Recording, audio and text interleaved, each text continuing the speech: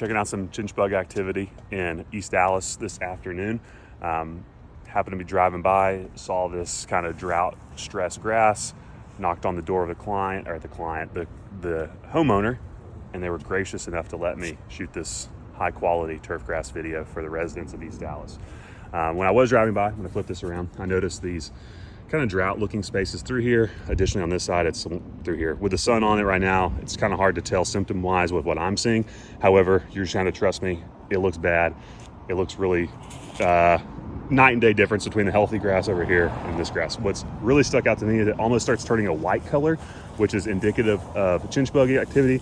Additionally, I always would like to point out that it almost sounds like you're walking on like fall leaves when you walk on the grass through the chinch bug activity. It's really crispy. The plant's really brittle. I don't know if you can hear that in the video.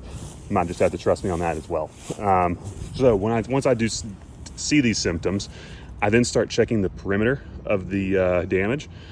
That's usually where the chinch bugs are going to be most active. Usually they would start in the center and start working their way out. So as they're marching their way across the healthy lawn, that's where you're going to find the most of them. When you do start looking for them, you have to kind of split it like it's hair and look in the grass, or on the really looking at the soil level. They're tiny little guys. They like to burrow down into the soil, find little cracks in the soil, scurry around. Sometimes it's almost like they're playing dead and you can't even find them, and they're really tiny. So like I said, they're tough to find. Usually, even as someone who has a super trained eye for them, I might have to check like 10 different spots before I find one. Once you find them, you start seeing them a little bit more frequently. I will say, if you do run into something where it's like, man, it's really bad and you're near concrete, I do find that usually you have some drifters that are out here in the concrete and are a little bit easier to find, which if you find any, that means you need to treat. So like coming across here, I got this guy. Hopefully, where is he at? There he is moving. That's one right there. We've got one right there. Let's see, one more just for the video to make it the perfect three. I don't see any. Come on. So, oh well, two's up. We're going to pretend this is the third and it's not the same one. I think it is a third. So either way, if you do see these symptoms and it's near a driveway or near a sidewalk, check the concrete. There's usually some kind of drifting around on the concrete. If you do see one, like I said, you have to treat it. With that being said, treatment schedule at this point would be 2 treatments, 1 week apart. So treat it on a Wednesday, treat it the next Wednesday with a contact insecticide. And at that point, it's going to be a waiting game to see how the grass responds.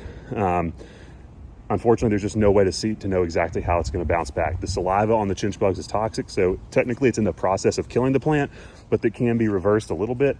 However, no one would want to, no one, I say no one, I would never want to shake anyone's hand and say, hey, we treated your lawn for chinch bugs, we killed them, and your grass is going to be okay. There's just no way you know that. So unfortunately, it's going to be a little bit of a waiting game for the next couple of months, see how it recovers, and then you can make the decision about sodding. The one piece of advice I would always recommend is never plant St. Augustine in North Texas if you have the option. If it's one tiny little space, okay, I get it. You got to keep your grass similar uniform across the board. If you are starting fresh with a new build, I would always recommend Bermuda grass or zoysia grass, because chinch bug activity, if you get online, it'll say that chinch bugs do damage zoysia grass and Bermuda grass. Personally, I've never seen it, so I'm going to start saying that it doesn't happen because I've just never seen it, and I've been doing this for 7 years at this point. So that's one way to avoid chinch bug activity. It is, in my opinion, kind of the worst insect to get into your lawn. And it is something you got to keep an eye out for, because it will cause quite a bit of damage and economical damage requiring sodding. So keep an eye on it for the rest of the summer into the fall. This is a tough time of year for managing turf, because chinch bug damage, grub damage, drought damage, and soon enough, once we get to the end of September, brown patch damage. All those symptoms can look very similar, especially to the untrained eye. So you can start having symptoms show up, and it's like you can start going to the store and buying all sorts of materials to fix the problem. But unless you have the right materials, you can just basically be throwing a placebo on it and doing nothing, even though you just spent $200 down at Home Depot on a bag of insecticide or fungicide or whatever. So call the professional, get the right ID, get the right treatment on it, and hopefully get your grass moving in the right direction. Hope this has been informative and you can make the best decision for your East Dallas grass.